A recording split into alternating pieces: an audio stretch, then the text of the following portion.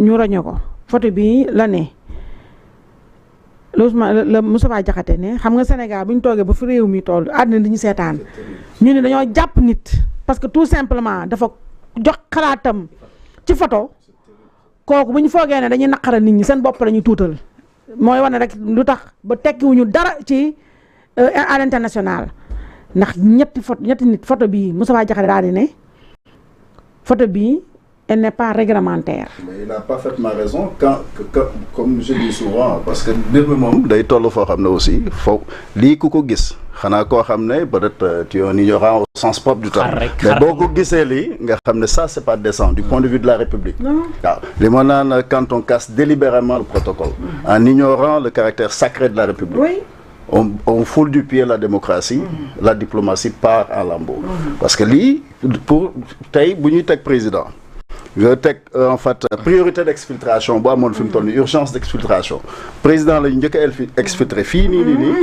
exfiltrer le président de l'Assemblée nationale. Parce que loolu celui qui est en charge présentement le ministre de l'Intérieur c'est pas pour rien nga gis sax souvent buy dox nga gis aide de camp bi dafa il a pratiquement tout lépp loo xam ne pour wane ne l'État est là am nañu sécurité président am na sécurité fi mu toll nii lu mënoon di xew danger bu mën a xew fi mu mën a taw ñoom contrôler nañ ko mais je pense que lii ku ko gis quand même bu ñu waxante dëgg ça ne respecte pas l'ordre protocolaire. Il faut dire les choses telles qu'elles sont. Est-ce que dire ça c'est un crime? C'est pas du tout un crime.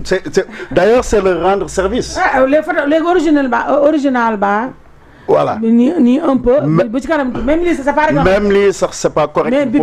bi sama ñëk incorrect lépp c'est pas correct parce que urgence d'exfiltration je peux comprendre le premier ministre bi mo gëna graw parce que le ministre de l'Intérieur le premier ministre bu génnee le président bu génnee c'est lui qui assure la sécurité au niveau de l'Intérieur c'est le ministre de l'Intérieur kon kooku mën naa nekk place am mais le premier ministre n'a pas sa place là-bas faut dire les choses telles qu'elles sont boo jàllee président Assemblée nationale parce que defuñu pour yaa ma neex wala waxtaan dañ koy def pour urgence d'exfiltration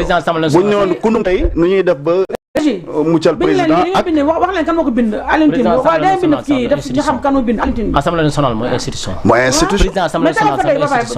nationale te moom sax dafa war le groupe noonu mook président ñu taw président Assemblée nationale parce que bu amoon urgence tey dañ ne tey en cas de vacance du pouvoir qui est-ce qui gère le pouvoir pendant 90 c'est le président de l'Assemblée nationale ils n'ont pas le droit de retrouver un comme ça sax exactement bu fekkee on veut être orthodoxe si on veut être orthodoxe bi texte Alioune Tine la non c'est grave Alioune Tine nee na à force de convoquer des opposants politiques des activistes ou des journalistes à la DIC ou à la cybercriminalité pour poser ce genre de questions on finira par créer un vrai malaise démocratique en créant des détenus politiques arrêtés et emprisonnés pour avoir exprimé leurs opinions malaise parce que ça ne nous change guère du passé déclare Alioune Tine la prison finira par fabriquer des héros politiques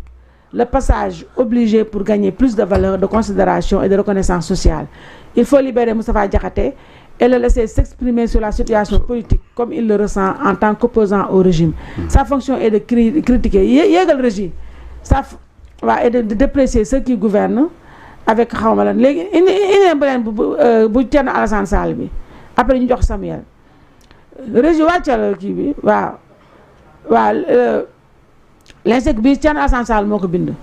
l'insécurité est la hantise des populations. Les braquages se multiplient, mais le pouvoir se lisse dans la traque de ceux qui ne pensent pas comme lui. En un an, la DIC, la cybercriminalité et les procureurs aux ordres ont convoqué en prison un nombre record de citoyens pour des propos soi-disant offensants. Venant d'un groupe qui a fait de l'insulte, de la calomnie et de l'intimidation des armes politiques, cela frise le ridicule. Mais avec Pastef, qui avait promis de délit d'offense au chef de l'État, on n'en est pas à un reniement près.